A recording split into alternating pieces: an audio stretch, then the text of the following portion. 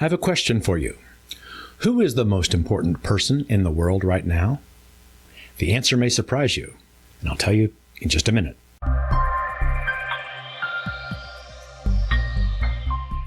Hi, I'm Eric with ericdieter.com. I'm an entrepreneur, an author, a life coach, and I am living my life from the inside out, and I want to help you do the same. If you're new here, click the red button below and the bell for notifications because you don't want to miss out on any of the good stuff. This video is the third of a series on how to live life from the inside out. If you haven't seen them, you can start watching from the beginning. Click the upper right-hand button to go to video number 1. Who is the most important person in the world right now? Now, did you start thinking about all the people you admire? Who's the greatest person you can think of? And start listing them in order. Okay, is that person greater than the other or more important than the other? But if you're like me, I bet you missed the real answer. The most important person in the world right now is you. Here's what I mean. You are the only person in the world who is in charge of you. You are the one person in the world responsible for you. You decide what you think. You decide who you are. You decide what you do and what you say. And you are the one person in the world responsible for loving you.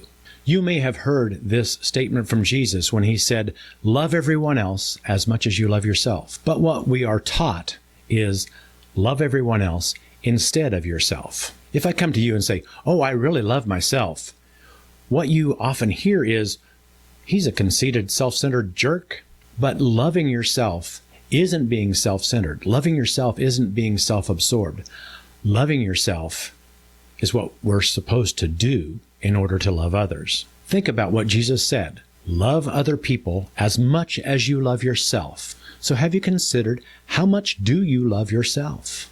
Imagine what would happen if you were only able to love other people to the same degree that you love yourself. How would your life be? How would other people feel about you? What would your friends and family think if you said to them the things that you said to yourself every day? You're so stupid. You're such a loser. How could you ever do something like that? No one cares what you think. You look like crap. You're ugly. You know, you really should lose some weight. You need to get yourself in shape. Why can't you do anything right? Would you really want to hang around someone who talked to you that way? But you and I talk to ourselves that way, using the same language and saying things that we would never tolerate from someone else. Here's the main thing I want you to know. The only way you can genuinely give love to others is by loving yourself. You can only give genuine love to other people if you have love for yourself. And to the extent that you love yourself is the ability you have to love others. If you've ever been on an airplane, you know how the flight attendants stand up to hold up the oxygen mask and say, in the event that there's an emergency and we lose cabin pressure, the oxygen mask will fall down and you put it on and breathe normally. They also say, before you attempt to help anyone else, make sure you put your own oxygen mask on first. So you may be asking, okay, I need to love myself, but how do I do it? I want to give you 2 steps to get you started.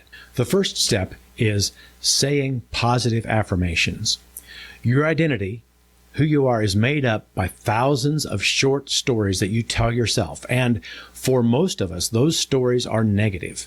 Our self-talk is negative. I'm too fat. I'm not good enough. I'm a loser. I'll never succeed. I'll never make it. Why do bad things always happen to me? Those kinds of stories are the negative self-talk. Positive affirmations means you replace those negative stories with positive ones. And when you replace your ugly stories with positive ones, you can change who you are and how you feel about yourself. Watch at the end of this video. I will put a link there for a video that I made on positive affirmations and how to make them work for you. The second step to loving yourself is gratitude. Now, you've probably heard about gratitude journals and looking for the positive things and the good that's coming into your life. Remember, gratitude is the other side of the coin to love. So love and gratitude go together. Writing down positive things, positive experiences, and things that you're grateful for about the life you have and about the life you live will help you to love yourself. When you remind yourself of what you're grateful for, when you have a thankful life, you begin to lift yourself out of the swamp of those ugly feelings. You see, you are the most important person in the world, and your purpose is to love yourself and to love others as much as you love yourself. It's not about being self-centered. It's not about making yourself better than anyone. It's about loving yourself enough to have love to give to others. That's what living from the inside out is all about. Don't forget the link to my video about positive affirmations in the upper right corner. And if you're new here, don't forget to click subscribe. I will see you next time.